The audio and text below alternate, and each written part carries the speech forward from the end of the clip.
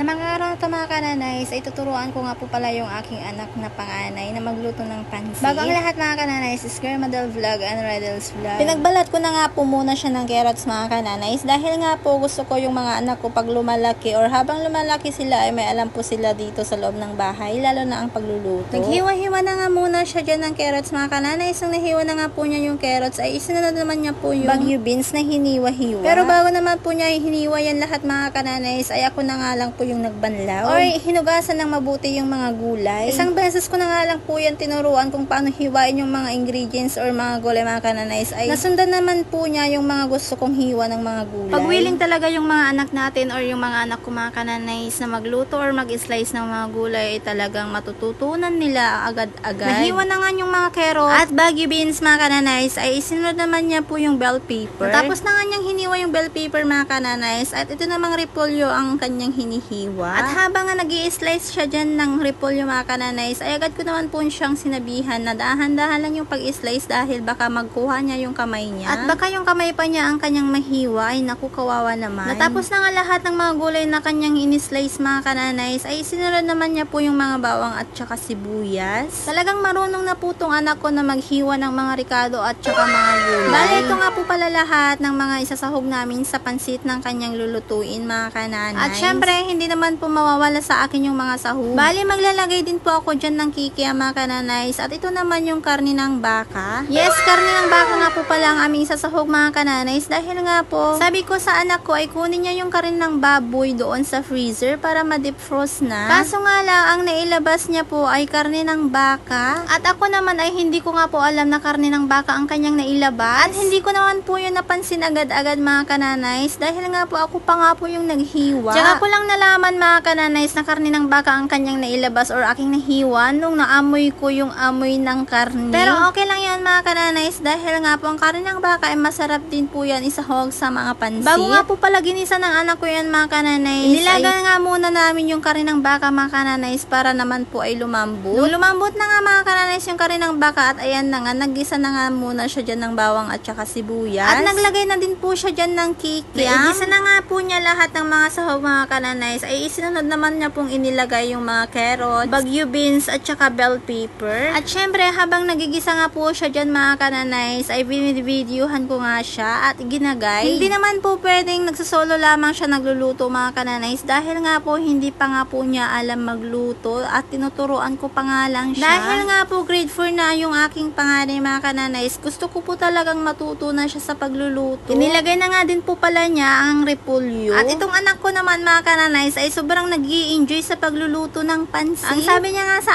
akin is nakakapagod din daw pala magluto. Bali naglagay na nga din po pala siya dyan mga kananays ng toyo. At habang naglalagay po siya dyan ng toyo mga kananays, talagang ginaguide ko po siya. Nakapaglagay na nga siya ng toyo ay sinunod naman po niya yung magic sarap at saka paminta. Hinalo-halo na nga po niya ng mabuti mga kananays dahil nga po para ma-mix po lahat ng mga ingredients na kanyang inilagay. At habang nga ginigisa niya yan mga kananays ay sobrang bango. Bale itong gulay niya nga po pala mga kananays ay pwede rin po ito ulamin kahit walang pansit, kahit ganyan lang po yan. Noong kabataan ko na ganyan pa lang po yung edad ko mga kananays ay hindi pa po ako tinuturuan ng aking nanay noon na nagluluto. First time ko po magluto noon ng pansit mga kananays ay nung may anak na po talaga ako is talagang first time ko po yun. At birthday pa po talaga ng nanay ko nung first time ko pong magluto ng pansit dahil nga po wala pong magluluto tsaka no choice na rin dahil nga po ako po yung nandun. Sobrang natatawa talaga ako bakit first time ko palang magluto ng pansit simula nung nagkaanak na ako. Pero yung first time ko po sa pagluluto ng pansit mga kananays, hindi naman bad. Medyo may pagkaalat nga lang dahil nga po nasubrahan ko daw sa toyo, o diba?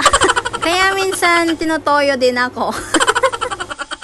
Kumulo na nga ang kanyang iniluluto mga kananays, kaya sabi ko tikman niya yung kanyang niluluto kung sakto lang naman po yung lasa. Kung hindi ba matabang or hindi maalat or kulang sa toyo. At yan nga, nung tinikman ko nga mga kananays ay medyo matabang, kaya naglagay ako ng konting toyo. Pinakuha ko nga sa kanya yung kalahating kilong pansit. Bali yung kalahating kilong pansit mga kananays ay hindi ko po yan lahat iluluto. Dahil pag niluto ko po lahat yung kalahating kilong pansit mga kananays ay sobrang dami na po po yun sa aming tatlo. Kaya ang inilagay ko lang mga kananays, dahil nga po 4 na peraso po yung laman ng isang plastic na pansit. 2.5 nga lang po ang aking inilagay mga kananays or niluto. Ay okay na po yun sa amin at marami na po yan. Bali nga itong pansit mga kananays ay ito na po yung aming dinner. Yes, dinner po namin yan mga kananays at wala namang pong my birthday dahil nga po nagluto ako ng pansit. Bakit? My birthday lang ba ang pwedeng magluto ng pansit?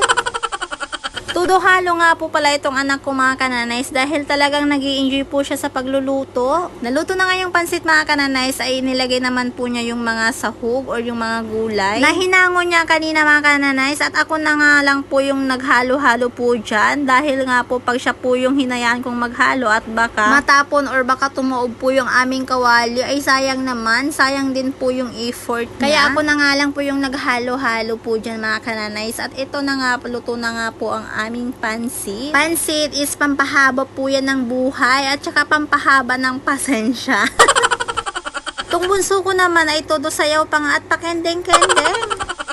Ito na po yung pansit na niluto ng aking anak mga kananays ay napakasarap. Dahil nga nakaluto na siya mga kananays ay ako naman ay magsasandok na ng aming pagkain. Bali, una ko nga po pala sinandukan yung anak kong panganay. At sumunod naman yung bunso ko dahil nga po nagugutom na nga po sila sa mga oras na yan. Bago ko naman po sila pakainin ng pansit mga kananays, tinanong ko muna sila kung gusto nilang haluin kanin. Dahil nga po sabi ko sa mga anak ko ay hindi lamang pang merienda or simple dinner ang pansit. Pwede naman pong ulamin ang pansit. Kahit nga po walang sahog or gulay yung pansit, kahit sardinas nga lang po mga kananays ay okay naman po yun. Masarap na rin po yun. Naranasan ko na rin po yun magluto ng ganun. O sa mga hindi pa nakakaalam, yes, pwede po isahog yung pansit sa sardinas kahit walang repolyo, mga gulay or karne. Sinimulan na nga namin kumain mga kananays dahil nga po sa mga oras na yan ay 6:30 PM na in the evening. Kain po tayo mga kananays. Pinagmamasdan ko nga yung mga anak ko mga kananays habang sila ay kumakain ay talaga naman natutuwa ang aking pakiramdam. Kahit simpleng pagkain lang mga kananays ay talagang kumakain sila at hindi po sila nagre-reklamo. Ako naman mga kananays ay kakain na dahil nga po natatakam na po talaga ako sa pansit na luto ng